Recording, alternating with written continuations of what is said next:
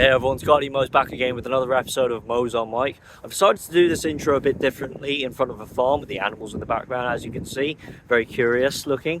And because that's what we're going to be talking about, all things to do with farming. British farming, food, agriculture, the way food is grown, and the British countryside. I believe all the things that I've mentioned need to be preserved because farming is such a crucial element that constitutes the cultural framework of the United Kingdom that has to be protected. Because a lot of these political decisions that have been made over the decades recently has just been appalling. They've destroyed British farming, and that's what we'll be talking about. And that's why I've brought in Mark, the bowler hat farmer, to talk about all this stuff. Enjoy the episode, guys.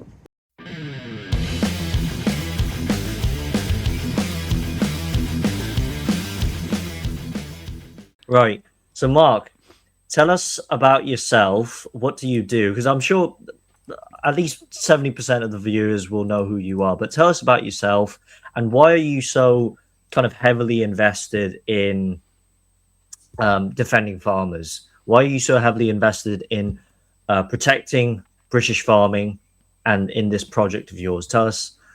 I'll lend the stage to you. Okay. In simple terms, 6 children, 6 grandchildren is the simplest answer because, you know, best will in the world, Mo, I'm 58, I'm heading the wrong way on this escalator. And you think you're going to leave something nice behind, and unfortunately at the moment, I think because of world affairs and things are not nice. Sadly, a big part of that for me is food. I grew up in and around farms, you know, on the farm when I was 5, granddad was milking cows with me.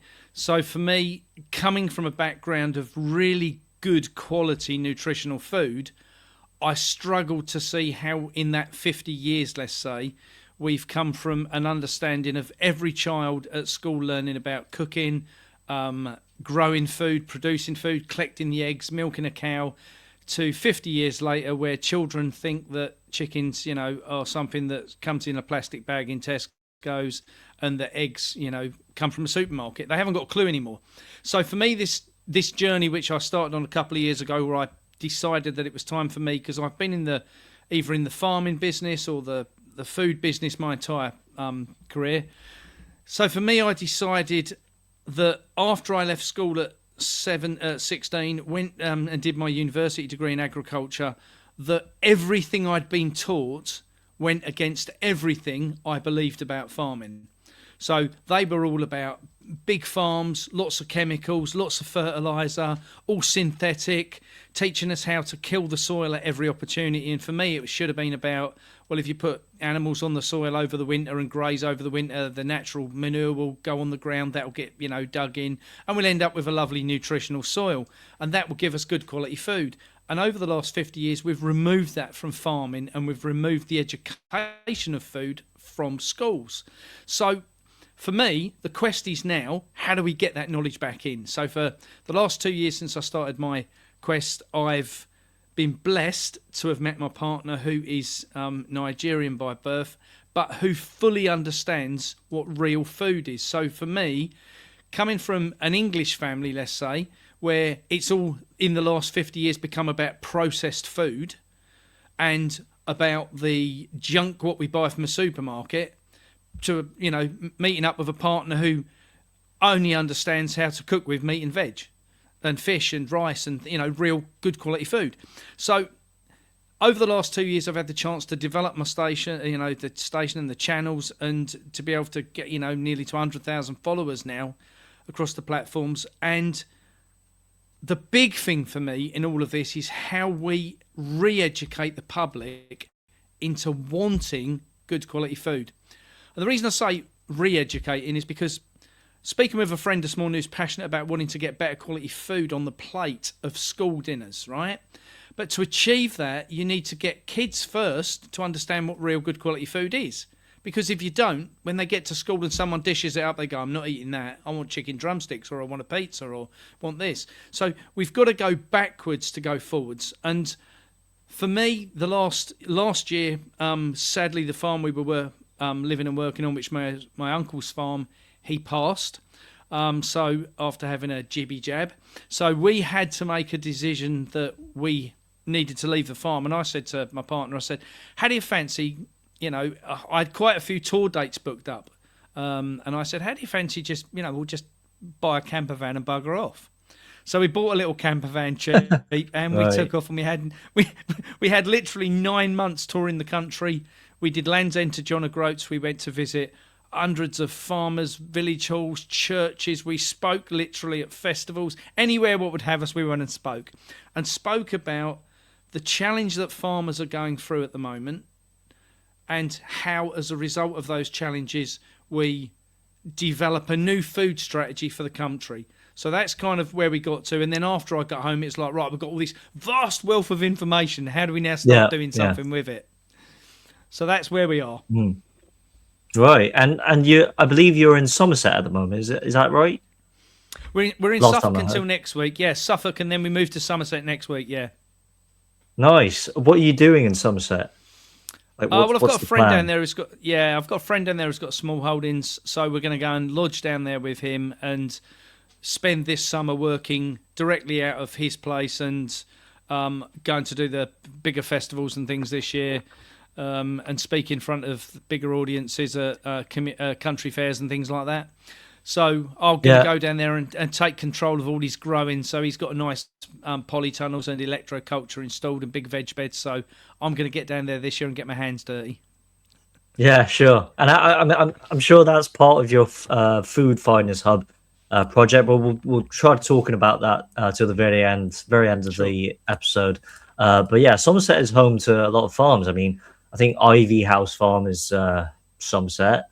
There's loads of chicken farms and egg farms in Somerset. I live in Wiltshire, so you're not far away from me, to be honest, which is good.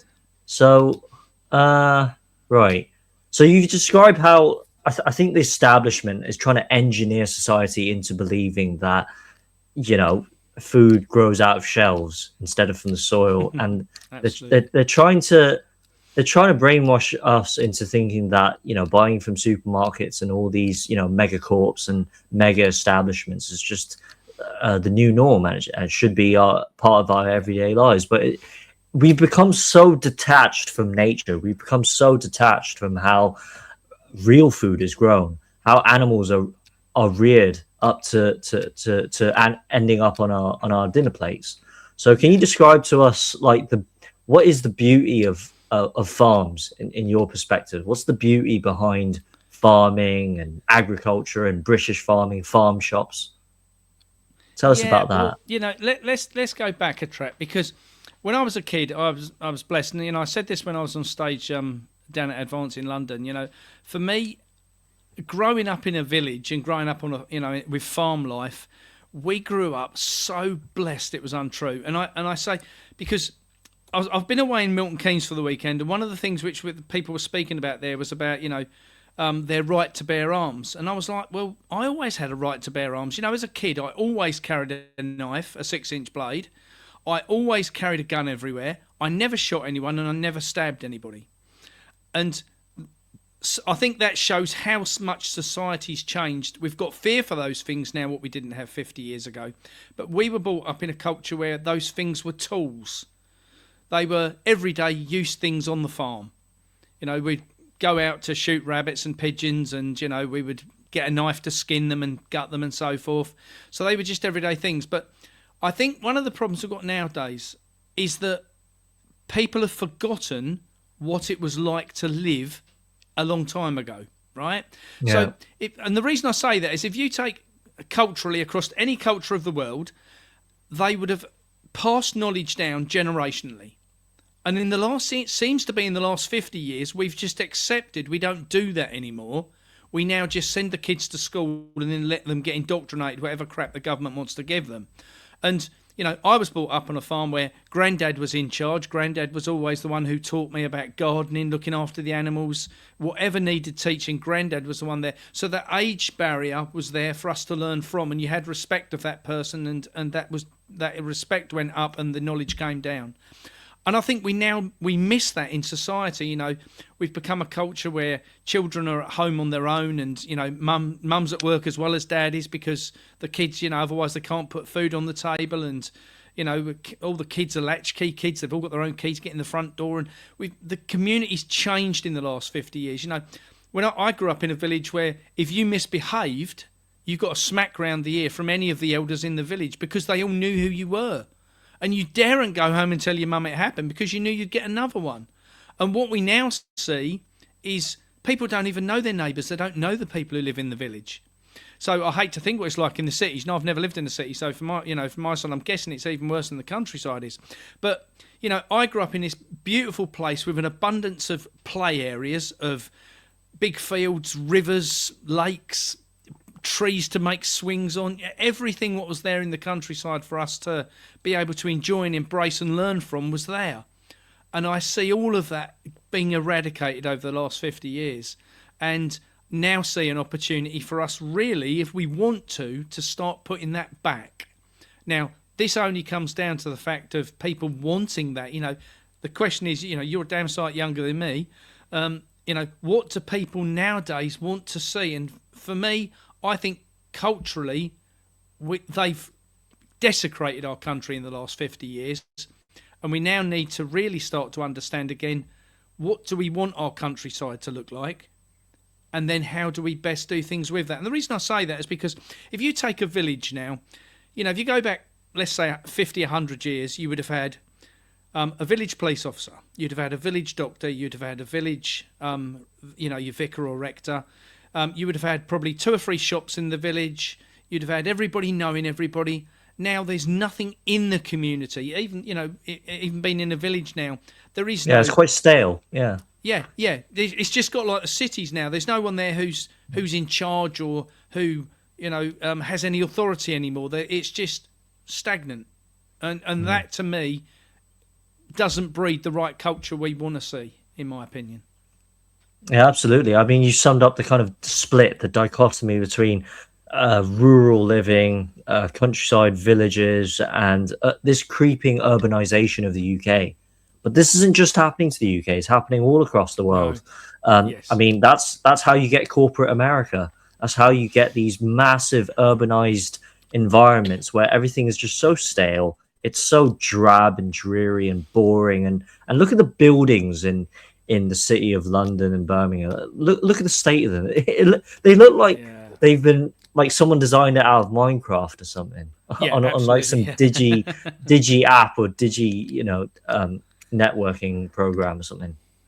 And it's kind of, I'm not sure if you've read The Lord of the Rings. This is basically the Lord of the Rings being actualized in real life. Is that the hobbits, they have their little cozy little huts, their little homes, but they live in harmony with nature, and there's a high trust society built around their communities. And then obviously when you introduce Morgoth and the whole industrialized, the orcs, and everyone's the same. Everyone's just a printed copy of each other, and there's no authenticity. There's no individuality, and that's what I found. I've been born and raised in Hong Kong. I told you about that. We spoke on the phone. Being raised in a city, you're really coaxed in this environment where it's you're really quite. I felt always detached from nature, and I always gravitated towards that side. I wanted to learn how food grows, where our fruit and veg comes from, how cows and lamb and sheep and pigs are reared. And I always try to spend as much time in nature as possible, because it's very important to educate our kids and to surround ourselves with nature. But there should be a harmony between nature and city life. Everyone has a different temperament. But obviously, but to go into the effects of farming in the UK from our government, from the establishment, there's so many things that actually go into this, and I wanted you to flesh this out and to share with our viewers your knowledge of the situation, your observation of everything that has been going on, the relationship between farmers and the establishment. I'm sure it's a very good one, obviously. Healthy mutual relationship. There's many effects, there's many impacts from supermarkets. I've shown you these talking points. There's supermarkets, there's government schemes, there's net zero, there's Agenda 2030, inheritance tax, inflated food prices, and impacts from foreign affairs. So I feel like supermarkets deserves its own kind of conversation, its own category. But in short, describe to us the impacts of supermarkets. What's this whole labeling about British meat all about? You know, you see the red. I step into a supermarket, I step in front of the meat counter, and I see the red tractor label, the Union Jack label on packs of chicken. What does this? What do these labels actually mean? Well, in my opinion, they're not worth the label. They're not worth the paper they're written on. I'll give you a classic story about Red Tractor. And about 2 years, 18 months, 2 years ago, I had a small village. We had a small farm shop at our farm gate. And a guy called Richard Vobes, you might know, YouTuber, came out to see me and did an interview with me. And he said, you know, what would you like to talk about? And I said, well, one of the things we won't talk about is Red Tractor and vegetable washing. And he said, oh, what's vegetable washing? He said, is that where they, dip them in a sink full of water? I said, no, vegetable washing is where they bring them in from overseas. And so if you're a wholesaler and you import foreign vegetables into the UK, you sell them from the wholesale company to a British farmer. A British farmer then packs them on a British farm. They can put Red Tractor on it and they can put a Union Jack on it saying it was packed in the UK, so therefore it must be British. And people buy into the Red Tractor is the truth. Now, Red Tractor weren't very impressed with this statement I'd made, so they wrote to me and said, you can't talk about that like that. And bear in mind, Red Tractor is not a governmental organisation, it's just a limited company. It's purely a limited company. So they wrote to me and they said, we're going to take you and Richard to court and we can't be having people talking about this online, blah, blah, blah. So I thought about it and over a couple of days and I rang the lady back and I said, look, how would it help if I did an apology video? And she said, absolutely. And I thought, now I've got, at that point I had thousands of members following me and I was like, I'm going to get my arse read to me if I, do an apology here. So I did an 8-minute video, and the first 7 minutes were sucking up, saying how sorry I was and how misquoted I was and everything else. And then I ended the video with, but of course, if you work on a farm or a pack house and you've seen anything like this going on, then obviously report it to myself or Red Tractor. Well, they had 172 complaints in 24 hours. They never ever asked me to do another video on their behalf. Which I think just goes to show. I'm not surprised. Yeah. It goes to show the severity of the problem, though. And, a lot of farmers, when I was talking about the Red Tractor side, were very deeply upset about what I'd said. But over the course of the last 18 months, more and more and more has come out about this. And not just vegetable washing, farm washing as general. So whether it's meat coming in from Brazil that's being packed and labelled as British, it's going on all over the place, Mo. It's so rife in the industry now that I would say probably supermarket-wise, over 50% of what sits on the supermarket shelf with a Union Jack on it is not British. That's how bad the problem is. The supermarkets know they won't do anything about it. But, straight away you're up against the fact that no one's going to pull them up on it because even if you file a complaint to the government doesn't do anything to them. They're too big to argue with. So supermarkets, for me, you've got a bank of problems. Labelling's definitely one. Two is that there's no loyalty to British farmers. And even if they do buy British farmers' produce, they will pay them late and underpay them. They'll question the contract value. They'll do anything at all not to have to pay full price for that product. So there's never any reason, really, for the farmer to want to grow that produce for the supermarkets, which is why more and more of the countryside now has wheat, barley, sugar beet, oats, maize and rape on it. Now, and the reason I talk about those 6 things all the time in my speeches is because if you look at wheat, barley, sugar beet, oats, maize and rape, none of those are food. They all supply the supermarket supply chain. Yeah, they all supply the supermarket supply chain with stuff to make commodities. So all the nonsense crap we don't want to buy from supermarket food, that's what that processing is about. That goes to make all that processed food. And now you're seeing less and less meat in the country being reared on farms because, come down to the next point, net zero, is because under the guise of net zero, cows burping and farting is the biggest issue we have in the world, apparently, with forming methane gas. Net zero's a scam. It's the biggest cop out there ever was. Let's be honest. And as a result of the belief of that nonsense, and this goes back to what we're talking about education, because when you look at the education side of things and you think to yourself, I was brought up, when I went to school 50 years ago, it was all about carbon is the gas of life. And without carbon dioxide on the planet, we cannot breathe, because the plants take the carbon dioxide, they turn it into oxygen, they swap it with us for us to be able to breathe. And then you've got people at the top of the elites chains, these mad people, which are all saying, oh, we don't need carbon. What we need to do is eradicate that. Net zero means no carbon. Well, if there's no carbon, there's no humans, because there's no plants. So, what we actually need, truthfully about the whole situation, is more carbon, because more carbon produces more plants and better quality oxygen. So what they're actually trying to do is kill the planet section by section. And we must not let them get away with net zero, for sure. That is an absolute no-no. Well, I mean, I don't know if you've heard some studies have actually said that the northern hemisphere is greener than it has been for many centuries or decades because of the overabundance of carbon dioxide. The CO2 feeds into trees, and like it's actually better to have trees because they help to they provide life for various fauna and flora and animals, and of course humans can benefit from it. So I don't really see where this problem is with CO2. I mean, they're trying to manage it with the cattle. We're going to talk about Bova later, food additives and stuff. But with supermarkets, what's the deal with products being all the same size? Why are all the lemons and pears and apples and all the nuggets on the shelves? Why are all the same size? And what does that have to do with Agenda 2030? Do you think? Lots. So if you take you and I know. The reason I say lots is because let's go back a stage. So to get a uniform crop, you have to genetically modify the seed.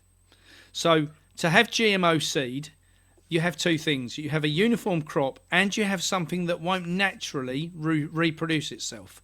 So the reason we now have seedless grapes, seedless watermelons, seedless apples and everything else is because you can't take that seed and plant it and grow your own food. And that's a big part of the 2030 agenda, that you'll have no food. And I don't, put the emphasis on there won't be limited food, there'll be no food. Now, so once you've got control of the food supply chain, obviously, then you can get people to do whatever you want. And that's key. So once you take away the seed, so, 100 years ago, 50 years ago, farmers would have produced their crop, kept their seed, and next year planted that again. And those seeds would have, over generations, would have become immune to the problems in their native area. So they'd get immune to the cold, they'd get immune to the bugs, they'd get immune to the funguses and different things. Now, to do away with that, what do we achieve? Well, now to get around those problems, we can now use chemicals, unnatural fertilizers, all the things we don't want to be using, but unfortunately those things are killing the soil drastically. So for whoever is in charge of the world, we'll say that. I don't believe it's our government, that's for sure. Whoever is in charge of the world, their thought set is that if they have complete control of the food supply, they have complete control of us. Now, we can look at history, and I'm a great lover of history, and it's been proven time and time again. Chinese did it, the Russians have done it, the Ukrainians have done it. There's lots of times in history where, if you look at through British history, what's the quickest way to take control of another nation? Well, years ago, they'd have gone in, surrounded a castle, and just starved them out. You just sit there until they can't do anything else apart from let the gate down and say, please come and invade us, because they've got no other choice. And that's where they're getting the public to worldwide now. My understanding is that the more and more control you have over the food, the more and more control you have over the people. Yeah. Well, I mean, in other words, seizing the means of production, basically.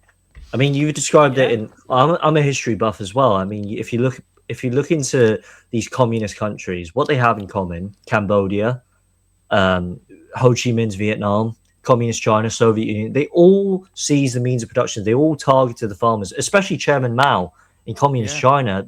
I'm not sure how deep you looked into the farming of crops Well, you've only got to under the look what he did with the Communist Party. sparrows, haven't you? Yeah, the sparrows, absolutely. But that's only one story. But the main story is that they use these innovative experimental techniques to irrigate crops. And what happened was it just decimated the entire fields of crops that were just wasted. And this happened to the steel as well. They seized the means of privatization. So, all your pots and pans and everything that you own inside of your kitchen was given to the state. And so then this is for the viewers, by the way, it's very educational. And they gave it to the state, and they produced this what was called, I think it was like pig iron or something, Right. some form of steel which was rendered completely useless. Yeah. And you couldn't produce anything. They wanted to use it to produce weapons and factories and all sorts of stuff, but it didn't work. And so, we're seeing that happen again. The establishment is seizing the means of production, but they're using new techniques of, as you say, seedless fruits and veg. I don't think about seedless fruits and veg as much, though. And I'm glad you actually mentioned it. Look at what's happening with the meat industry. They're getting rid of cows, and what are we having instead? Synthetically lab-grown meat. And that's becoming more and more normal in supermarkets. I mean, I'm never going to eat that stuff. What do you mean in supermarkets? Lab grown meat? Yeah, it's in supermarkets already. Are you not aware of that? I haven't. Yeah. I haven't seen it. If you go in and check the labels, that's what I'll tell you. And what I'll also say is lots of the processed meat contains lab grown meat and has done for the last 12 months. In supermarkets. I don't believe you. Honestly, you. You need to go and check. No, you need to tell me which supermarket. All of the supermarkets have it. All of the supermarkets have it on their shelf. Just look at the label. I'm glad I buy from the farms. I don't buy from supermarkets. I've been hoodwinked for a long time, but I'm no longer. To go one stage further than that, I was one of the first people who said there's no way I'm ever going to eat bugs. There's no way I'm going to, have that in my food. If you go into Tesco's now, I think I'm right in saying Tesco's now have 117 products that have got bug products in. So whether that's colourings, flour, whatever it might be, they put it in as additives. And we will also like a protein powder. It's like an insect, like ground down grasshopper powder. Yeah. What's wrong with that though? What do you think is wrong? The problem is that if you take chitin or chitin, depends on how people pronounce it, but the human body can't digest chitin, so it just builds up as inside the body and makes you ill. That's one of the problems. You can't take that out of the bug. Now, what I will say, the positive about production of bugs. So what is chitin? Sorry, what is chitin? Chitin's it's a chemical inside the bug itself. Okay. And the reason it's there, and this is what I'll come to, the reason it's there is because if you've got a soldier fly, for instance, which is one of the bigger soldier flies, it'll use the chitin to keep the other animals away from it. Okay. Now, natural chitin on a plant, what you'll see is, for instance, if you get a tree and it's got what looks like fungus growing on it, and you look right on the floor underneath it, you'll actually see that is the droppings from the black lava fly on the ground. You'll see them on the dirt, right? Now, what it is, that's nature's way of repairing the tree. So the insects attack it. They cover it in like a saliva what dries. While they're there, they drop all their muck on the floor, which revitalises the tree. So it's one of nature's ways. Now, one of the things I got invited to go to last year, I got invited to go and look around a maggot farm. And for me, I got there and I said to the guy, look, I'm telling you now, I'll do the interview and thanks ever so much for inviting me, but I'm not going to be kind to you because I absolutely detest the idea of this stuff going on our food supply. He said, good for you. Let me tell you about this stuff. And I was there for hours and left after, I think I was there for about 6 hours and still hadn't done the interview because I just spent so much time going around the farm and so excited about what I was seeing. I think I took about 4 photographs. Now, and the reason I say about that and laugh about it now is because what they do is when they started looking at maggots, and DEFRA gave them £1 million worth of funding to produce protein from maggots. Okay. So sorry for the viewers. What is DEFRA? What is DEFRA? So DEFRA is the governmental department that's in charge of all food for the UK. Okay, so they're the ones who give out all governmental grants to farmers to make sure that food is kept on our plate. Okay. Yeah. Now they gave them £1 million, and when they got to the end of spending the £1 million, the conclusion was for every pound they spent, they got £1 of protein back. Protein in value, okay? For every pound they spent, they got a pound in value of protein back. So they never achieved anything. However, what they did get was £10 worth of fertiliser. So if they raised the larvae on brewery waste, they could turn that brewery waste into the best compost possible. And then right on day, I think it was about day 7, just as the maggots are about to then hatch into flies, they cook them, grind them up, and add them back into the soil. So you end up with this really beautiful, rich compost, which is full of all the husk of the fly and full of chitin. So then if you put that on plants, it acts as a natural pesticide because the pests won't go near it because they can smell the big larva fly. So they won't go near it because they think they're going to get attacked. So the green flies stay away from your plants. So it's a fantastic system. And I was like, okay, so you've gone away from producing food to actually producing compost, which is a really, really good compost. I was like, actually, I actually like this idea. So there I was. I found myself on this farm. I've gone to absolutely pull them to bits and come away really impressed. Oh, not bad. Okay. Yeah, but still, you can't insert all of that into food, can you? I mean, insect powder and protein powder. It's a bit disgusting. I don't think we should be. No, I think what we're seeing is that they can control that from a factory, and that's all part of that plan. I watched a video the other day, which I don't know if you've ever heard of a guy called Ramblin' Henry. He's a young Suffolk lad who went out to Australia to work on a huge farm, and while he was out there one day, absolutely just lost his shit in the tractor about farming and went viral. And he talks about what's inside our food. And I sent him a video the other day. I said, Henry, I don't know if you've seen this. And it was about one of our delightful friends who likes to get involved in lots of things he shouldn't do, our old friend Billy Boy Gates. And he'd invested in a company called Savor, Savor. And if anyone hasn't heard of it, go research this on YouTube. It will frighten you to death. So they've come up with a product which is completely made from gases, compressed gases, that makes a product that looks, tastes, and behaves like butter. But it's 100% chemically produced. Now, God, this sounds so dystopian. Right, now, what they realised was that every time they bring something new out that we don't want and they put it on a supermarket shelf, we reject it and they don't sell it. And they spend billions on this and can't get it out to market. So what they've done this time is they've gone, we're not going to sell this to the public. We're going to take this to the industry of fast food, the industry of processed food, what we already control, and we're going to swap this for butter. Oh. And suddenly they're at, millions of pounds worth of turnover in a day. They can produce as much as they want. They don't need any cows. They just need a pharmaceutical lab.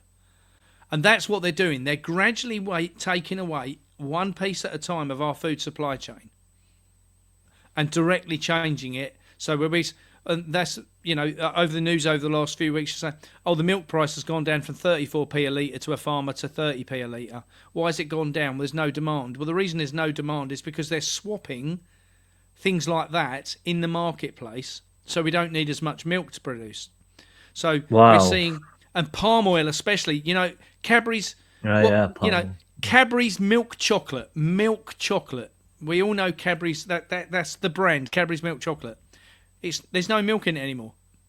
No, It's all palm oil. It's on my boycott list. Yeah. Yeah, it's now all palm oil. So this is what we're seeing. We're seeing a complete change of everything what we understand as being food. Now they've got people to not understand any longer what food is.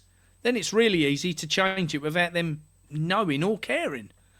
So for me, my quest is always about bringing the knowledge back to the general public about what we have to do to preserve our farms, preserve the good quality food what's on the table, especially whether that's on a school table or our table at home.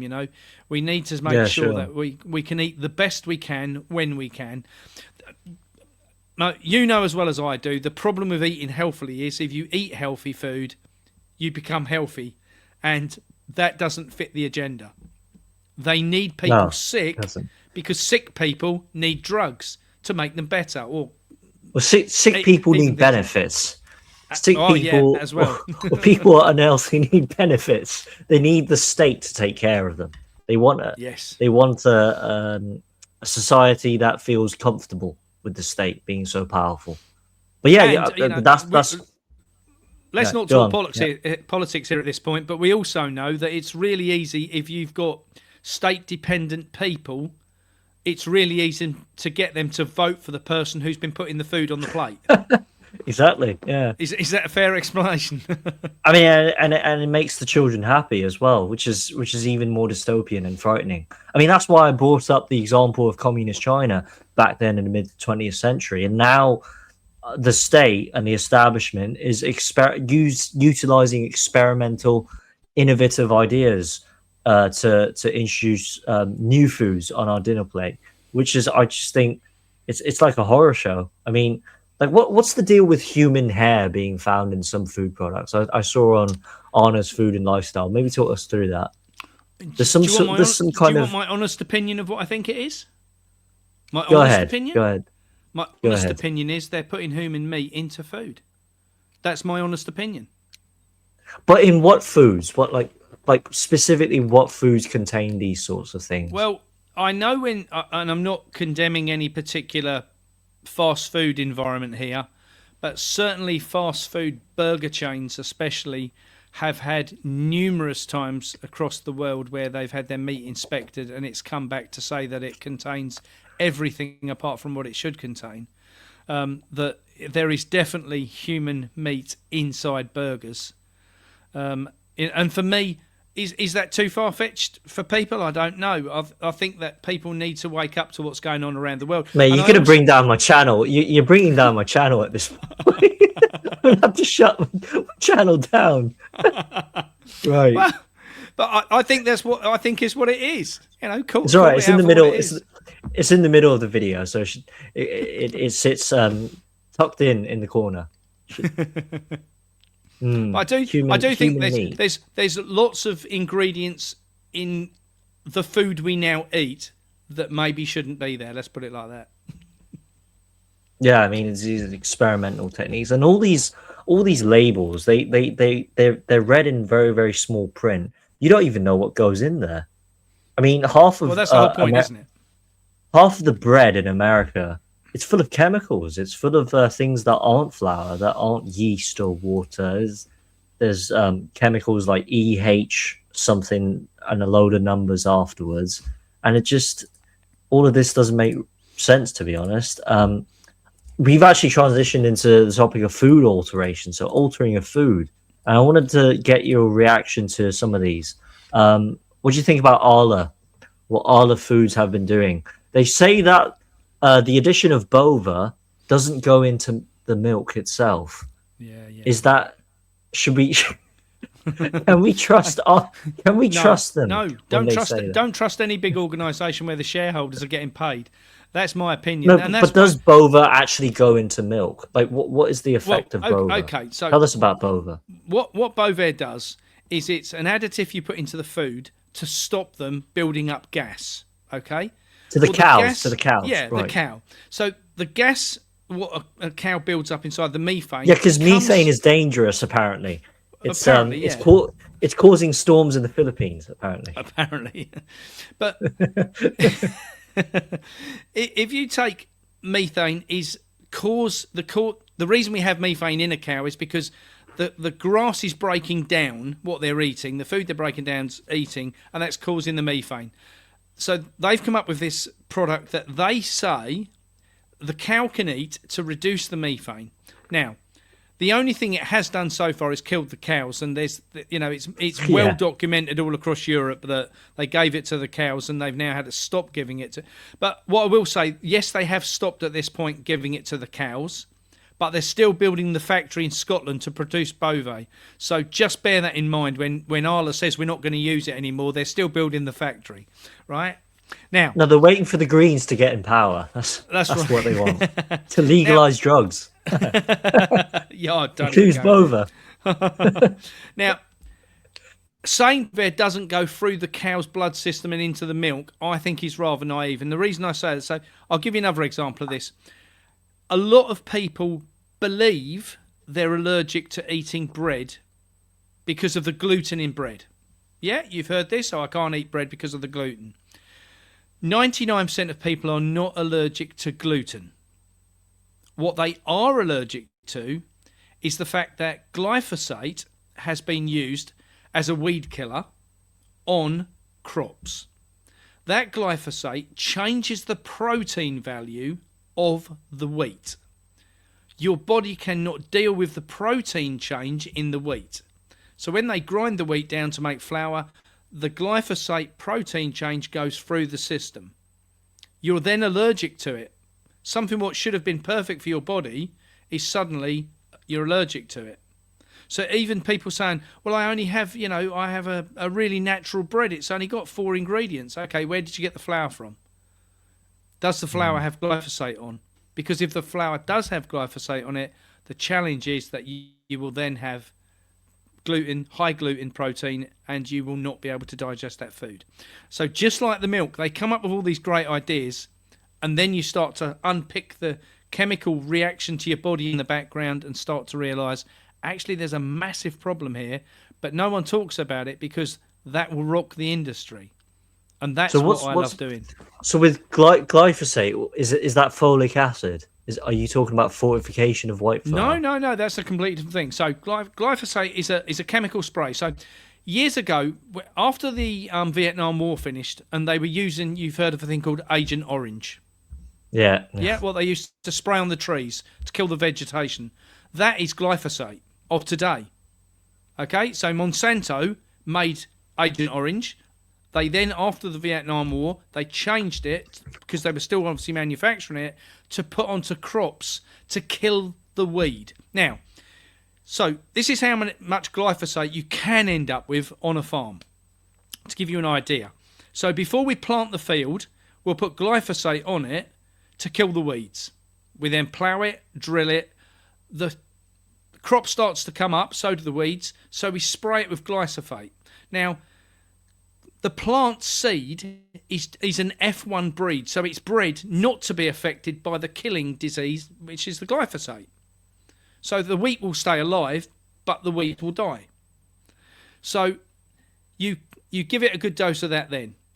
The grains, the wheat starts to come up, the weeds start to grow again, so you give it another dose of glyphosate. Then just before harvest time, you give it a double dose to actually kill the plant, to help it dry out. Because when you want to use a combine, you need to get the moisture in grain down to under 14-15%. The way to do that is to put glyphosate on it 3 days in advance, so it dries the plant out. And then that way you've had 4 lots of glyphosate on your absolutely beautiful wheat. And that's why people get ill from having glyphosate in their food. And that's what they're perceiving as a gluten allergy when it's actually happening before the flour is being processed. Absolutely. Okay. 100%. Yeah. It changes that's the protein lovely. value. That's lovely, isn't it?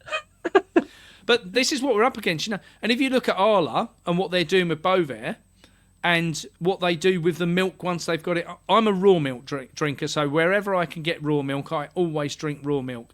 Absolutely untouched, straight out of the cow, straight in your mouth. Simple as that. And people say, oh, it's really dangerous doing that. Well, I'm 58. I haven't been to the doctor since I was about 13. It hasn't killed me yet. My reckoning is that I've had a pretty good innings at this, to be able to look at myself as an experiment and say, Well, it can't be that bad. And people say to me, "Well, you need to have pasteurised milk. Why?" Here's another classic example of how farming's BS these days. In the 1800s, when cities started to expand, they realised they couldn't ship milk from outside the cities over a course of a couple of days to get to the city because it was then off, because they didn't have refrigeration. So what they did was moved some of the cattle directly into farms in the cities. But then they hadn't got any fields for grass to feed them on. So they fed them on brewery waste and bakery waste. So the cows got sick because they obviously couldn't digest that food properly because they're supposed to have grass. So the milk became tainted. So they had to come up with pasteurisation to stop the milk going bad. As a result of that, we ended up with pasteurisation. So the pasteurisation was put in place to resolve a particular issue, which was to get rid of all the bacteria what was in food produced in the cities. Not in the farms, not out in the country, just in the cities. Well, they don't farm like that anymore. They now farm only out in the villages again. So now what we should be doing is saying we don't actually need pasteurisation. But they won't, because pasteurisation kills all the good stuff in the milk. It's a bit like having healthy wheat to make good quality bread. No, douse it with glyphosate, you get rid of that. Pasteurisation does exactly the same for milk.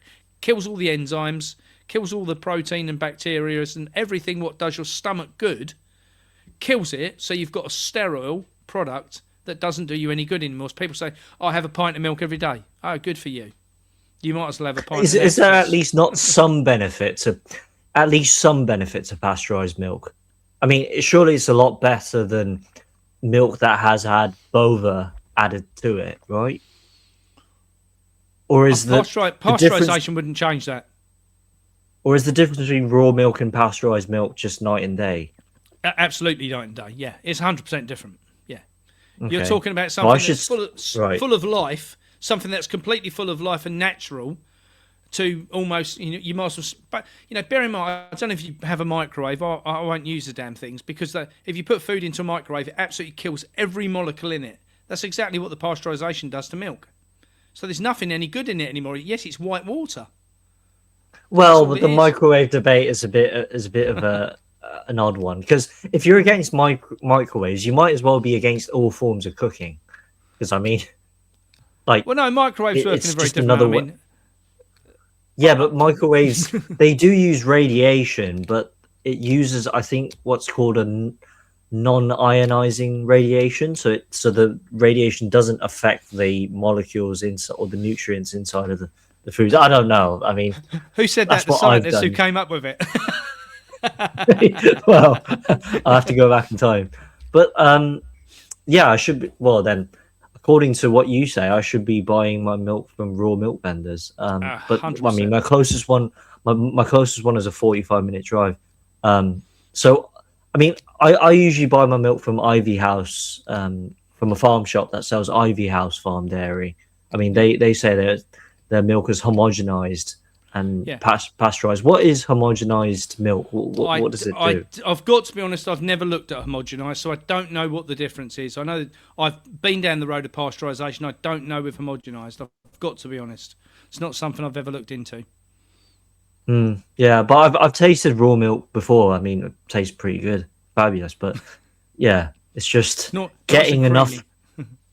It's just about getting enough vendors out there, because there still aren't enough raw milk vendors. I think I'm right in saying across the whole of the UK, there's only 120 farmers selling raw milk, and that's and there's a reason for that, because it's so difficult to get the environment health within the local authority and the councils to give them permission to sell it.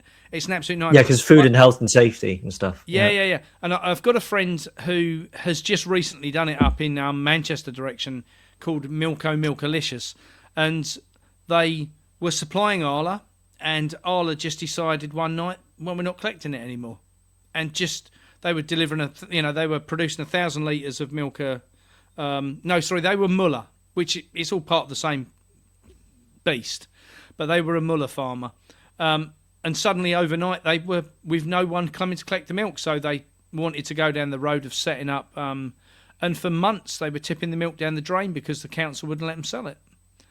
And then eventually they got the license, and now they're doing really, really well selling. And here's an example of where we fit into between the public and farmers. So if farmers sell their milk to someone like Muller or Arla, they get 30 to 36p a litre for that milk as a raw product. If they sell it direct to the public, they get £2.50 a litre. That's the difference for the farmer. Now, don't get me wrong; they've got to build up their trade, and if we visited. I'll just tell you a story quickly. When we were down in Cornwall, we visited a farm which is a big farm. They've got 900 cows they milk on a daily basis. They're a big Arla farmer, so all of their milk leaves the farm to go to an Arla production facility. And when I said to them about selling milk direct to the public, they said, well, we produce 6 million litres a year. How the hell would we ever sell that to the public? And that was the end of the conversation, because I didn't know where to go from there. I was like, well, I just think it's a really good idea. But it doesn't kind of cut the weight. And he was like, 6 million litres a year. Can you imagine trying to sell that? Yet when we got up to Hadrian's Wall, we went to visit a farm called BowlerHatFarmer near the other side of Newcastle. Same size farm, about 900 cows they're milking. The Arla farm milked 3 times a day. So the stress on the cows is untrue. But they milk 3 times a day, 900 cows to get 6 million litres a year. Then we find ourselves on this farm up in Newcastle, which is an organic farm. They milk once a day, 900 cows, and they get 5,600,000 litres of milk a year. So the milk production's slightly less, but they're only milking once a day, so the stress on the cows is nothing in comparison. And they do not sell 1 litre of their milk to anybody other than the public. They have a huge shop on their farm what sells their raw milk, their cream, their butter, their cheese, everything what they can make from milk. And then they've got 28 vans, what they use as vendor vans, to go all around their local area to sell their milk. That, to me, is a farmer who's starting to use his brain when he's selling that all at £2.50 a litre rather than 34p a litre. And this is what farmers have got to understand. For the farmers to stay in the farming job, in my opinion, they need to now start looking at the diversification of what they produce and who they sell it to. That's the key. Yeah, absolutely. Like looking at which clients are most interested in your products. That's part of operating a successful business. So, yeah, that's clever. That's really clever. Staying in a niche market as opposed to kind of people pleasing the entire public. I do understand we have to be a bit more time conscious, so we'll move on to the topic of global crises. Now, you have made no secret on your channel that there are going to be food shortages come 2027. Are you trying to scaremonger us? Are you just paranoid? Are you trying to distract us from what is going on in the economy? What is going on with food shortages? What makes you think that there will be? No. Let me tell you why. So, at this point in the UK, we produce food-wise 28% of our food. So we import everything else. Now, as I said earlier, back to the fact that we produce a lot of grains and sugar beet, which isn't food. That goes to make crap that supermarkets sell. But food, we actually produce 28%. Now, we have to import the rest of it. The problem is, under the 2030 agenda of what's going on with the pulling to bits of the food supply chain globally, that the food isn't going to be there to come into the country because it doesn't exist. Now, we've also got things like geoengineering to think about. If you look across Spain, Portugal, Italy at the moment, and south of France, hardly no crops being grown there because they're all been underwater over the winter. So it's lots of destruction and damage. Our farmers, if you look at Somerset, big vegetable growing area for the UK, and Boston, both underwater all winter. The food isn't going to be there. Now, add to the fact of what I said earlier about the seeds. If farmers haven't got seed, what will produce? If they want to turn the tap off to food production, they just stop selling them seed. Because farmers don't hold any seed anymore. So the seed isn't there. Where does the fertiliser come from? Production of petrochemicals. Well, what's going on at the moment worldwide? Everything's stagnant at the moment, and oil isn't, and shipping isn't moving because they can't get the oil. So you can see how things are all gradually grinding to a standstill. I've been saying right the way through that 2026, 27, there will be no food. And I stand by that 100% because there just isn't the food in the world what we need to feed the people anymore.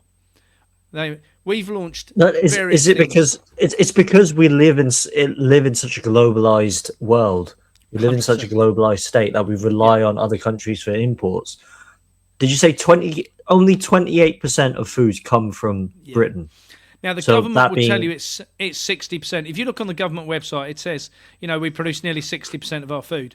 And then look when it was last updated. It's about 3 years ago. They don't update it. Now bear in mind, Mo, that we're in a position that in the UK, farmers have been forced to sell land to pay off inheritance tax. Inheritance tax, I know, yeah, is on your list. That's one of the things which needs to be ditched.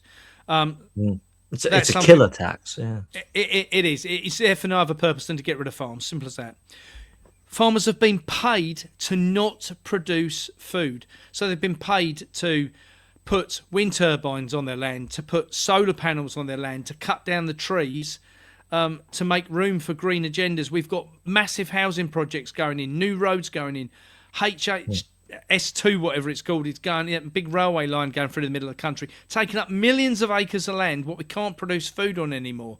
There's no seed, there's no fertiliser. We are in for a very bad couple of years. And I keep saying to people, stockpile food and start to get out and look at purchasing your own seeds so you can grow some food at home.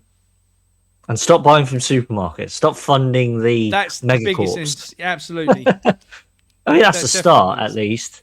I mean, if you look at supermarkets, all the plastic packaging, why does every single item need a whole abundance of plastic packaging? I mean, that's why they go rotten, don't they? I mean, especially the lettuce, because the condensation gets focused Yeah. and concentrated inside of the plastic packaging, and it ruins the foods.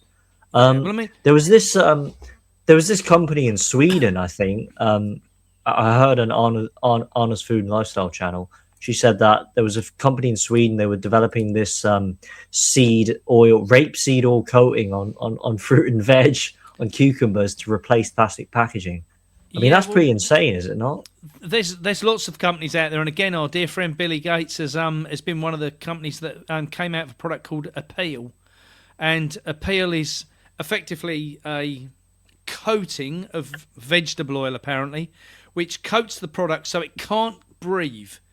So the minute it can't breathe, it can't decay. I've seen apples come through the system that are a year old, haven't been in cold store, they've just been left. On the outside, they look like a beautiful golden crisp apple. You go to bite them inside, they're completely mouldy because they decay from the inside out. But That's on disgusting. the outside, well, it is. But this is what we're up against in the food industry. All the things what these people are coming up with to make things last longer so they can ship them further. But it all comes down to the same thing. For me, we need to be very, very concerned about certain things, and food stability is one of them. But the ways we get around that are we produce more in the UK. We eat seasonally is a key feature for me because then the most amount of nutrition what's available in the food is there. It hasn't come out because it's been shipped or stuck in for a year. I'll tell you something disgusting because I'm conscious of a shorter time. I don't know if you eat lamb. If you eat lamb and you eat New Zealand lamb, for instance, how do you think they get the lamb from New Zealand to England? Mate, I know about New Zealand lamb. I don't eat any lamb from New Zealand, but tell us about the import. Yeah. Well, for the public's point of view and listening to this, if you buy a lump of British lamb, it's killed, cut, sent to the butchers. End of. Within a week, 7 days, 10 days, it can be at the butchers. In New Zealand, they kill it, cut it, and stick it in vats of carbon dioxide, where it might sit for 6 months while they ship it to the UK. When it gets here, obviously, it's taken out the carbon dioxide, then starts to decay really quickly. So then you have a really limited time to get it on the shop shelf and out to the public and eaten. And So they're attempting to dry age it, but they fail spectacularly. Okay. Oh, it's horrendous. Some of the things I understand that. That's actually really disgusting. I'm glad I don't buy it from New Zealand. Yeah, well, Anna's on Anna's channel, she does talk about blackouts potentially happening. What do you think about potential blackouts? Do you think that's a possibility? I don't know about worldwide, but certainly in the UK, I can see that happening because you've only got to look at we've got We've had them in Spain and France. Yeah. We've got dimming of the sky going on, and to me, to put solar panels on fields and then dim the skies is just a classic example of stupidity. You've only got to take the extreme of where we are geopolitically at the moment. All of our if you look at our power stations, well, we have hardly no power stations now. We import, I think 70% of our power comes in from overseas, and it's coming in via France, but it's the Russian gas or the Russian oil that's producing turning the turbines to produce that electricity. So if we go to war with Russia, which they keep threatening to do, where's the power going to come from? It wouldn't take. We're on such a fine edge at the moment in this country with food, energy as a whole, without all the other issues that are going on. And let's face it, if you really wanted to tip the balance of this country in a hurry, the quickest way to do it is just turn the food off or turn the electricity off. Yeah, that would reset the system. That would reset society. That's for sure. Yeah, I can't even imagine without electricity. Like, such a sudden change would impact society. I mean, we've already had PTSD from our time in 2020. We don't deserve another round of PTSD from all this. I mean, I just simply can't imagine that. But what are the what would you say are the solution? We'll look into the solutions to finalize everything. Tell us about the project that you're involved in, because this looks like a very busy 2026 for the Bowler Hat Farmer, I think. Yeah. Tell us about the Food Finders Hub. Okay, so we set up.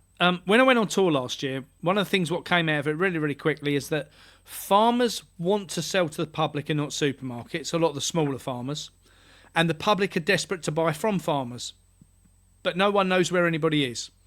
So we set up the foodfindershub.org, and through that, farmers can advertise on there where they are, what hours they're open, what they sell, all sorts. And that's free of charge to the farmers, and the public can use that free of charge to find out where they are. So that all sits with inside a CIC, a community interest company, what we've set up. And so we've got that. We've also set up a school on SKOOL online called Field to Feast, which is about educating people in how to produce their own food. And on there we've got people from growers, gardeners, novices, all just talking about their information and how they're helping each other. And we've also now set up a radio station called Food for Thought Radio, which is an open platform for people to be able to talk about all the things we might not be allowed to talk about on social media, for instance, because we might get a slapped wrist.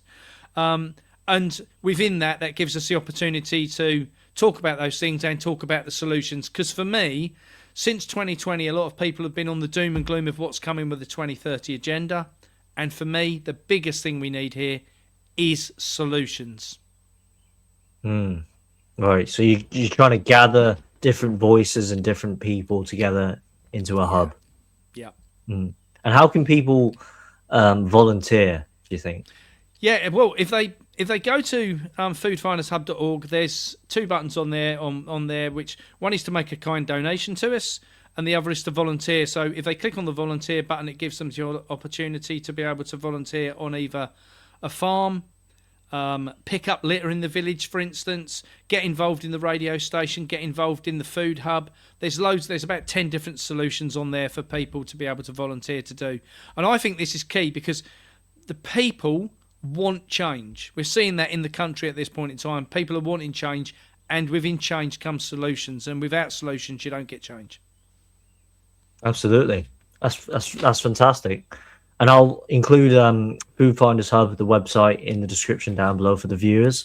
So all of you, if you want to, volunteer, or you want to donate, or you want to contribute, or you even want to contact anyone associated to the organization, you can do so.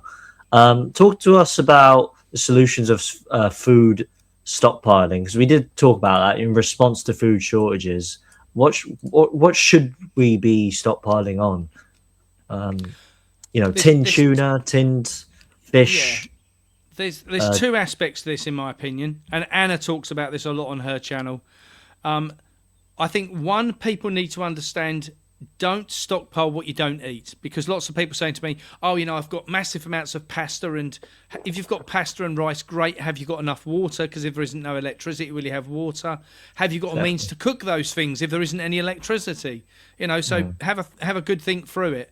But for me, your basics, what keep a long time, your pastas, your rices, things like lentils and beans and things, what you can add to rice. Make sure you've got plenty of salt and pepper to be able to spice things up a little bit and give it a better flavour.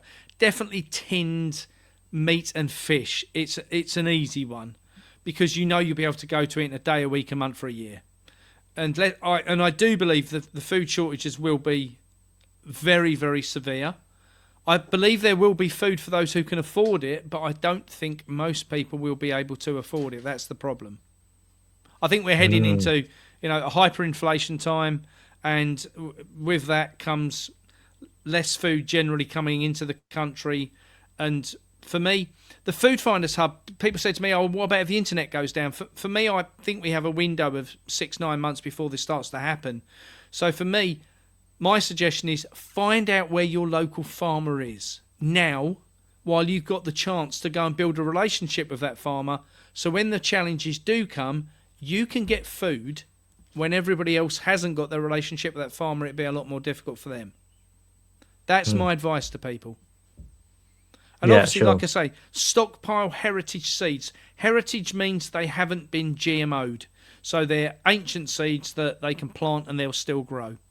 Heritage seeds, make sure you've got some good compost and that around you, and start playing with it. We're now coming into our main growing season for the UK for the year. We've now got 6 months where people can start to grow food. Things like pumpkins, butternut squashes, they're so easy to grow. And when they're matured, you can keep them in the dark and the dry, and they'll keep for 6 months to a year. So you've always got a fresh vegetable. Potatoes, easy to grow. Put a bag of compost, put 2 or 3 potatoes in it and let it get on with it. You can't go wrong. It's really simple. People seem to think, though, that there's this absolute necessity to know everything about farming and growing. Nature drops seeds from a tree and they grow. There's no rocket science to it. Go buy some seeds, chuck it in some compost, and see what happens. That to me is, that's part of the experience, and it isn't any more difficult than that. Genuinely.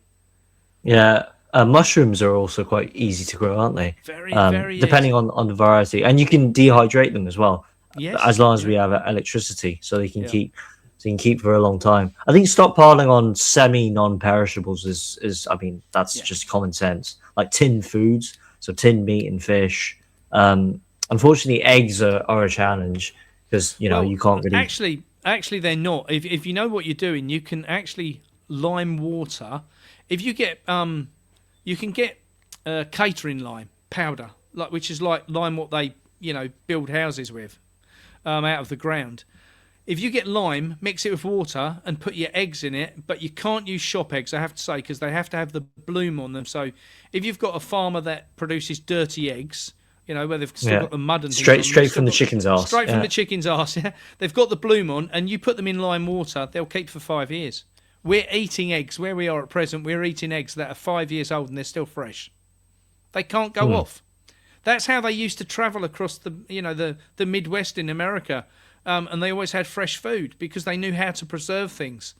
So you can preserve food really easily, Well, I just buy loads of salt, and then the day before the blackout, I buy like a shit ton of meat and just chuck it into a salt bath and just submerge it in salt. This. How did the trouble is, we believe now that we don't have the knowledge. How did man get to 2026? It got there through putting meat in salt, through egg baths and everything else. What we've done and spoke about was the reason we're here. Farmers like having fermentation. Their own seed. Yeah, we've had fermentation, drying, and all these techniques. Absolutely. Yeah. And unfortunately, the everyday person now just thinks, "Oh my Christ, I'm on the way home from work. The kids need feeding. I'll grab something from Tesco's, and there we are." There isn't any time. There isn't any energy put into food stability, food sovereignty anymore, and that to me is where the power sits. Oh no, but that ties into how the establishment wants people to have more longer working hours. It's to make people more busy, so they have less time with the kids, or they have less time to educate themselves about what's important, and food being one of them. Absolutely, yeah. Yeah. So they we have this tendency to rely on things that are convenient, so supermarkets and everything is there in one place. But yeah, we just lose that connection with food and with nature. Yeah. What if we don't have our own gardens? Can we grow things indoors in our own studios, in our own homes? Yeah, I mean, it's Mushrooms not. obviously is quite easy. Yeah, it's not particularly difficult to grow things indoors, especially things like microgreens, for instance. They're really easy to grow, really, and so full of nutrition. It's unbelievable. So microgreens easy to do at home. And if you've got, even if you've got anything bigger than a balcony, to be fair, you can soon grow stuff in pots. You can grow things Yeah. like runner beans, for instance. You only want a big flower pot and half a dozen canes. Stick the seeds around the outside, and they'll grow up the canes. You'll pick in abundance all year long. Potatoes again, so easy to grow in. If you want to grow potatoes really easy, get a bag for life, fill it full of compost, halfway, lay three or four shooting potatoes in it, and fill it up with compost, and just stick it outside and leave it. You don't have to water it, nothing. It will just look after itself. They're Yeah, brilliant. just So let them simple. grow themselves. Yeah, Yeah. for And at sure. the end of the year, just stick your hand in, have a dig about, and take the potatoes out as you need them. One know, other you- solution. What about yeah? One other solution. What about foraging? Like going out. We're kicking into wild garlic season. There's lots of wild garlic shoots Yep. out there in the forest. What do you think about foraging? I think that it's probably one of the biggest things that we could turn to. I don't think foraging's now in today. 50 years ago, it was a lot bigger than it is now. But there was a lot more abundance than there was then. Things like hedgerows and things like that. When we were kids, we knew where all the blackberries grew. We knew where all the apples grew. We knew where all the nuts grew. The mushroom, field mushrooms, whatever it was. We knew where the rabbits were. We knew, where the pigeons were. Everything. A lot of that isn't there anymore, just because of No, because of the urbanization. urbanisation and the fact that through things like weed killers, it's killed things off, or the fact that here's a classic example. One of the worst things that's been done to the UK farming industry, in my opinion, is that they stopped people badger hunting. And I know people will go, "Oh my God, Mark, you can't say that. The poor badgers." Well, we've gone from a point of when we were kids, we had a set of badgers in the village. Everybody knew they were there, but nobody spoke about it to anybody outside the village because they were our badgers. They didn't cause that much damage. They were just there. Now, every village has an abundance of badgers, and the problem, badgers, what do they live on? People say, they live on worms. No, they don't. They live on rabbits, they live on hares, they live on partridges, they live on pheasants. All of the meat, what was there during the Second World War for the general public to go and help themselves to, has been eradicated by badgers. So we've now got nothing left in the countryside because the badgers have eradicated everything. Now, if I see a badger on the side of the road, I have to smile to myself because that's the difference in between knowing, I just saw one yesterday. Yeah. the poor badger's been killed. What a bugger. As opposed to when we were kids, if we'd have seen a badger on the road, we would have stopped and removed it and put it in the ditch so nobody knew it was there. That's the difference, of the years. So I think, and also we have the other side that badgers definitely spread TB, and TB is an issue in the country at the moment. So I mean, things like bird flu, for instance. I mean, that's one of the biggest scams, in my opinion, what we ever could have I know ever about had. How do they test them for bird flu? They use a PCR test, and we know how effective they are. So what I think we need to get back to is people need to understand about their food production, and some of that they could themselves. So for me, if you've got the ability to be able to look after yourself by growing some food at home, do so. Get yourself half a dozen chickens. It's not going to be the end of the world. You chuck them your scraps and they give you eggs. My mum's she's 80 this year, and this year she decided, we haven't had chickens at home for nearly 50 years. She decided this year she wanted some chickens. So we built her a chicken coop, got her some chickens, and she gets 4 eggs a day and she's over the moon. But for her, now she sees she's got control of that little thing in her food supply chain. Yeah. There's no waste anymore. But Dad was always moaning about waste food. There's no waste anymore because it goes to the chickens. The chickens return eggs. She's happy. Chickens are happy. Yeah, I think there's so much emphasis now on the treadmill. Run, Yeah. chase. Keep up with things. We must have the next iPhone. We must have the next pair of sneaks, pumps. We must have the, whatever it might be. And what we actually need. Yeah. What do we really need? Food and shelter. They're the biggest things we really need. Yeah, absolutely. Yeah, there's this chase, there's this pursuit towards efficiency, and it never stops. Can you tell us about more about the Food Finders Hub? What are you doing to encourage more butchers, more fishmongers, more bakers, more farm shops to establish themselves across the country? Because I see a lot of butchers and fishmongers closing. Not just in Yeah. my area, but in London as well. What are you trying to do to encourage that? Yeah, so one of the problems is that supermarkets keep going up against the shops on one thing only: price. And the public needs to make a decision: do they want price or quality? Those who decide they want price need to go to a supermarket and continue to get iller and iller by the food they eat. And those who want to have a good quality food need to come away from the supermarkets and start looking towards independent suppliers of food.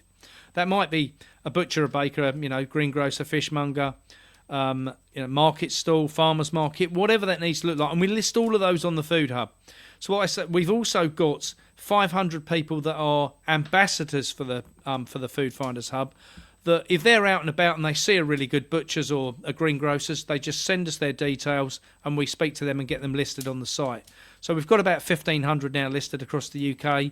That's one of the things which we're looking at developing more and more and more. And that's where the radio station is to come into the back end of that to help promote those people as well.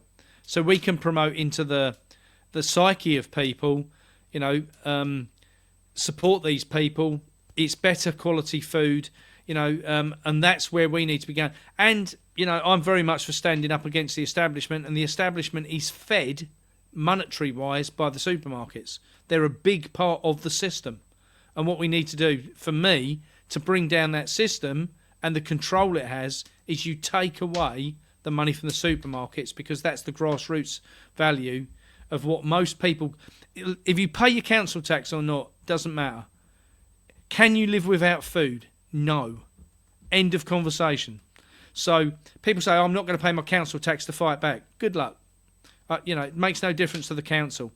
If you don't go and get food, who suffers? You do.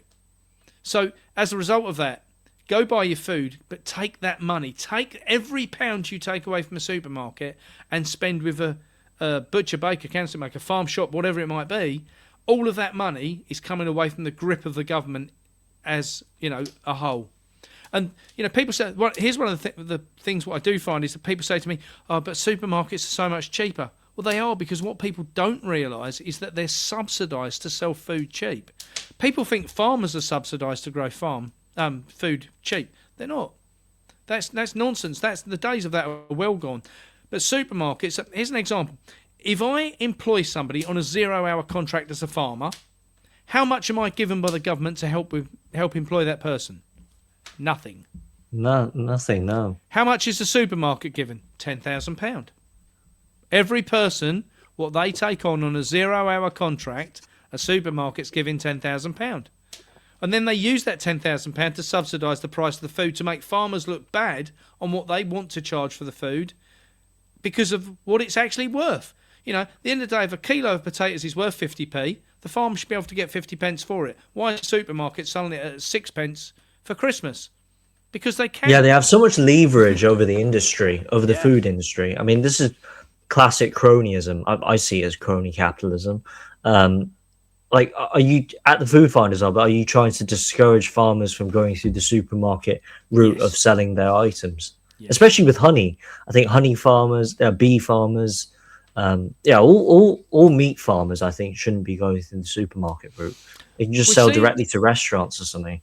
I'll give you an idea of how things have changed as well in the last year. And for me, standardised farming, what most people will know as farming, is based around chemicals and fertilisers and so forth. If they produce meat or veg, it's non-organic. Okay. Now, the demand for organic vegetables, according to the Soil Association, who regulates organic food, the request for organic food this year has grown by 9% in 1 year. Now, that's a Yeah, lot, that's right? understandable. Yeah. However, if you now go back and look at the farmers that have come away from supplying supermarkets year on year and what they actually sell at the farm gate or at the farm shop, right? There isn't one of them I've spoken to who isn't up 100 to 150% per year. Per year. That gives a massive idea of how the public are changing their way of buying food. You know, I spoke to a friend the other day, and he's now into his 5th year, and he said we've grown at 250% year on year. That is There is massive. a demand for it. No, there Yeah. is a demand for it, but it's just the farms are facing so much pressure from the megacorps and the supermarkets, and that's the problem. It's Well, just yeah, about because rooting out and problems. the trouble we have, like we know with everything else, that the government is so in bed with the supermarkets, like it is the pharmaceutical companies, like it is big pharma, petrochemical companies, whoever, all the people who control all the lobbying that buy all the MPs off. Independent farmers is where the future is, because if there's a problem and a farmer, let's say a big farmer who produces, wheat, for instance, in the next year, things that are changing. 1, they can't get the seed. 2, they can't get the fertiliser. And 3, they've just had their right taken away from them to draw water from the ground to spray on the crops. Okay? Now, a big farmer can't do anything at all about those things. A small farmer who's only got a few acres, up to 50, 100 acres, they can make sure that their soil is better prepared to be able to be water resilient, for instance. So they can add wood chip to it and things will hold the water when it is there and releases the water slowly. Big farmers can't do it. They can't do it on scale. Small farmers can buy seed, produce their own seed, look after their own seed, and again, next year, grow food from it. The answer for me in the future of our food supply is smaller producers, less big producers. Yeah, absolutely. Yeah, and I mean, I guess you have the same opinion for places like Costco as you do with supermarkets, like these big mega kind of shopping corporations. They just they take away the experience of real what it is to do real shopping. That's why I love small farm shops, small shops. That's what we need. We need them more. Last solution, I wanted to bring up halal suppliers, so halal meat. I was talking to one of the college members, Craig Walton, and we actually came to agreement. Like, banning halal isn't as simple as we all think, because a lot of these restaurants in central London, all of the supermarkets, the meat suppliers, the abattoirs, 88% of meat is sold in the UK as halal. So if we were to ban halal, what we also have to do simultaneously is to bring up British meat, British agriculture, British farming. So what do you think about halal and banning halal? What are the solutions to this we've kind got of two sides. One, topic? there's halal, and 2, there's kosher meat, obviously, as well, because that all builds into that. For those who don't know the difference, halal has an 80% stun before the animal is slaughtered. Kosher has no stun, so it's just cut the throat and let it bleed to death and struggle out with its nervous system. Now, the challenge inside the British meat industry is this: most of the abattoirs are owned by foreign companies, Muslims or Jewish. Both of those have that halal slaughter at the heart of their food industry. So they are controlling the meat we eat as a direct result. Now, small abattoirs and small family-run ones, what have been in the country for years and years and years, are still under British control, are very much still a traditional abattoir, 100% stun before slaughter, right?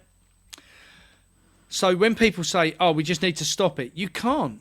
And the other side of the problem is, back to the fact that you made earlier about labelling, all the meat what's coming in from overseas, how do we know how that's been killed? We don't know what it's been fed on. We don't know what it's been injected with. We don't know anything about it. knowing how it was killed is probably the least of our worries, to be honest, when we look at how their meat's produced overseas. What people have got to understand, that for British farmers, our quality of production of food and the standards we run to are very, very, very high. Now, most small farmers, back to like we were saying about farm shops, farmers markets, will not have halal meat. It will all be non-halal because it's gone through smaller independent butchers. But if you take, for instance, in Ipswich, there's a chicken abattoir there, which, a chicken slaughterhouse, which was always owned by the Rannox family. For generations, it's been run by the Rannox family. And a few years ago, they changed over. It was sold out to a Pakistani family. So straight away, literally overnight, they changed to halal meat, saying that was the demand they wanted to fulfil. Well, that's all good and well, but what about the people in the country that don't want that? Well, again, stop going to a supermarket, because I guarantee you that all of the meat in supermarkets is halal. No matter what the label says, I absolutely guarantee you.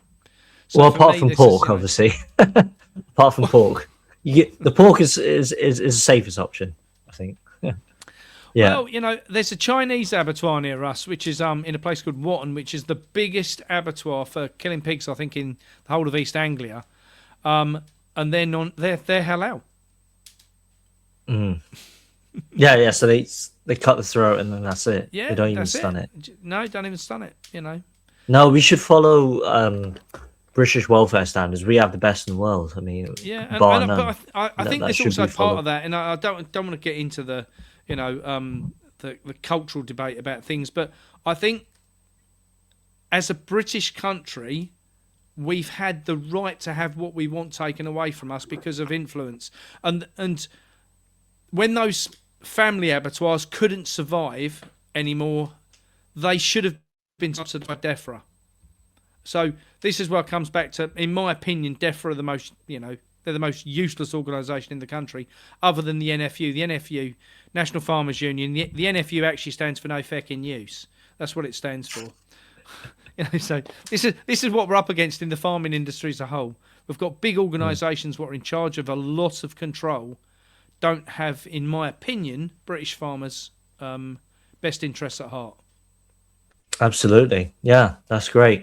And if we could end the episode with a few kind of fun questions, we need a bit of comic relief from all the seriousness of talking about this stuff.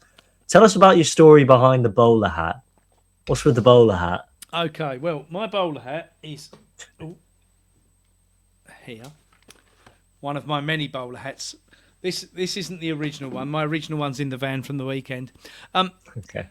The bowler hat came about when I was a kid. Bowler hats were obviously a big thing in London, and the very first times I'd ever gone to London and seen bowler hats, what I didn't understand was I went to. You're going to think of my naivety here. I grew up in the country where the only time you saw a bowler hat is if you went to the hunt. So if we were going fox hunting on a Sunday, or if you were going to a country show and one of the people in charge of the country show would be wearing a bowler hat. And they were originally designed in Norfolk to put onto the heads of gamekeepers, so if they got hit while they were out chasing poachers, if they got hit on the head, they had some protection. The banking industry then took them over, and when I very first went to London, and I was driving across London Bridge with a friend and his dad, there was hundreds of people wearing bowler hats, and I remember saying to the dad, "My God, the farmers down here are really well dressed." There was all these pinstripe suits going across London Bridge with their umbrellas picked on their arm, with their bowler hats on, and I was like, "What do you mean they're not farmers? Why have they got a bowler hat?" So my bowler hat comes from my great-grandfather. It's his bowler hat, the one I wear when I'm on stage. It's his bowler hat. It's been handed down to my granddad. My granddad allowed me to take it when he passed, so I wear it with a lot of pride. Well, and your grandson will be getting the same treatment as well. 100%. My son's not quite big enough to put it on his head yet, but when he is, the older one won't wear it. He just thinks I'm mad. But the younger one's desperate to put it on. Yeah. And your children, are they? If you don't mind me asking, are they adopted or are they mixed race? Because you have a Nigerian wife. Right? I've got a Nigerian partner, but we've been together 2 years. I've got a mixed bunch of children. I've got two which I when I got married, I inherited, let's say, 2 stepdaughters. Then I've got 2 of my own, with the same mum. Then I've got one with my ex-partner, and I got a foster daughter along the way as well, who attached herself to me, who was one of my friends, one of my daughter's friends, lost both of her parents, and so we took her on, bless her. And now, as a result of those 6, we've also got 6 grandchildren as well, which is, you know, and then me and Gloria are trying hard. Oh, right. Oh, that's really interesting. Okay, right. Well, the more children, the merrier. Absolutely. It's a way to challenge the system. Yeah, absolutely. And I think that's one of the problems we've actually got in the country at the moment. People don't have enough children anymore. Yeah, absolutely. We need more children. More bonking for Britain. That's what That's what we need. Ben said, wasn't it? Bonk for Britain. That's one of the policies. Right. Let's say 10 or 20 years' time, the Agenda 2030 goes ahead and we live in this dystopian society. And the government made us eat 3 options of meat. Which one would you choose? Would you choose lab-grown meat, 3D printed meat, or meat that was produced out of a combination of insect protein powder? You had to pick one. I'll probably become vegan, to be honest, and that's worrying because I eat meat 3 times a day, so I don't really know how to answer that. I don't think the 2030 agenda will come to play, which is my biggest thing. I think there's so much fight back against it, but I suppose really, I guess it's going to be the lab grown meat if I had no other choice. But really? Yeah. Well, you'd have to wrap your head around it. Well, it's the worst case scenario, isn't it? But you know that back to the earlier conversation, lab-grown meat is actually produced from human cells. It's not produced from beef cells. So just bear that in mind. Yeah, it's the least worst of the worst. I mean, 10 years ago, they said, the European Union produced like a patty of, a burger patty of lab-grown meat. And it cost like, 250,000 euros or something. And look where we are now. I'd probably choose a 3D. That's one of the reasons they've pushed the price of meat up in the supermarkets, because they push the price of meat up at the same price lab-grown meat's coming down. You can then get them to be worth the same, and then people don't question it as much. But when lab-grown meat was £20 a kilo and meat was £3 a kilo, you had no chance of selling it. So you push the price of that up and the price of that down, and you can then get it. So people go, oh well, actually, I could eat that because it's slightly cheaper than the real meat. And this is all the games they play, isn't it? No, I just have to wrap my head around it, that's all. But you can't even, if it's lab grown, you can only grow meat. You can't grow bones, so you can't have lamb shanks or no, you can't. Or like ox shin or something like that. No, or lamb chops. No, that's why I'd give it 3D printed meat a shot, because at least I can print it. I can print and photocopy my steak. So, I don't know how that. So, the 3D printed ones I've seen. I think they print like slabs of fat and meat on layers and long layers. I've seen it, like and I'm build a cake or something. What goes into it? You know, what goes into it? Because is it synthetic fats? Is it synthetic meat? Because you can't use real ones, because obviously it means you still got to kill the animal to get those inputs, and it's like I can't get my head around that. Yeah, I like my steak printed medium rare, please. Yeah. It's ridiculous, honestly. If you were to raise one type of animal and you could only pick one type of animal for the rest of your life, which one would it be? Pork. Pigs. Pigs, okay. Without any doubt at all. And I'll tell you why. Pigs will eat anything at all, including humans, right? Not because I want to get rid of humans, but they'll eat anything at all. You can feed them on anything. Here's the problem with sheep. Sheep get up in the morning, they have 2 things to do. 1 is live and 2 is die. They only get up in the morning and go, right, how can I die today? Am I going to chuck myself in the river? Am I going to run away? Am I going to do this? Whatever they're going to do, it won't involve you having an easy day, right? Pigs, even if they escape, they never go anywhere because they're always looking for where they get fed. So they never ever move from where they get fed. So even if they escape from the field they're in, they'll be on the outside of the fence. They'll never ever go away. So any farmer who keeps pigs will know pigs are easy to look after in comparison to sheep. Cattle, again, you have to keep moving them a lot for fresh grass all the time. Chickens are easy enough, turkeys and things. But if it was me, pork all the time. So Yeah, easy. that's And you get a totally lot of haram. meat. That's Yeah. so haram, mate. Well, you can turn pork into anything. You can turn into sausages and the bacon. There's such a Yeah, wide it's a really variety. universal meat, yeah. What about fish? I'd love to farm fish. I could live Do you know, next to the coast and get I've been having a lot of a big I did fish farm. yeah, well one of the reasons they're installing wind turbines around the country is to keep the fish away from the seaside.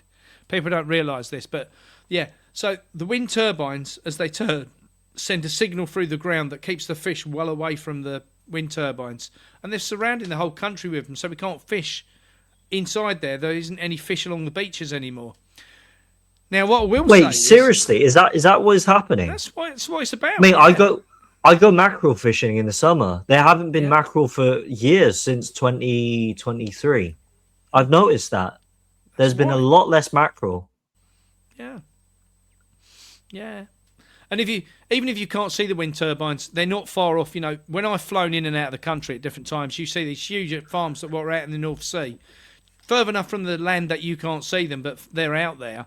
And it's all about the signal which they put out into the sea.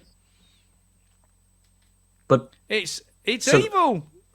does that affect the tuna or the seals or the sharks or the Yep. larger species as well? Everything. When we were in Scotland, the lady said to us, we stayed at a place called Caithness, just 30 miles from John O'Groats, and they've installed wind turbines out in the country in the sea. And the lady said to us, when we used to go down to the dock, which was just in the village, she said in the harbour, we used to be able to go and do crabbing and fishing and all sorts. She said, and what's happened is now that because they put so many cables through the sea going out to come up to the transmitter, that the signal going through the sea and all the cables running through so they're piled high and the crabs can't get over them, so the crabs can't get into the dock anymore. So there's no fish or any thing in the harbour anymore. And this is same reports all over the country because they used a lot of the harbours to bring the cables in, and then you can't get no fish there. So that's This what's is all happening. systematically bringing down the I've food never supply. Do heard. you see That's what the I mean? first time I've heard about that. That's the first time I heard about. That's why I'm not getting any mackerel when I'm fishing. Right, I'm getting plenty of squid. There's a lot of Yep, squid about around the country. yep, Squid fishing is really popular, but obviously squid yep. don't have ears, so they don't detect the signal. Probably that's what I'm guessing. Probably, yeah. Can you text Ed Middleband that? I think he Text him knows. I about think. the wind farms and tell him how it's harming our animals. Do you want to go down a rabbit hole before we go? There's a thing called reseeing. Reseeing. I don't know if you've heard about this. So at the moment there's massive floods all across Somerset and all up through Lincolnshire. The huge floods, which thousands of acres of land are underwater. That's because we're no longer dredging the rivers and cleaning out ditches and all the things the Environment Agency won't no longer allow farmers to do. That's as the direct result of a thing called reseeing. And if you do your research on it, you'll find it's there, where they're deliberately flooding huge areas of the mainland Britain to get rid of agricultural land. This is all just. You sure you're not conspiracy Oh theorizing? no! I'm far too well researched to be a conspiracy theorist. I've dug into this stuff at huge depth, at huge levels, with hundreds of other people, and the information's all out there. It's on the WEF website. It's part of the 2030 agenda.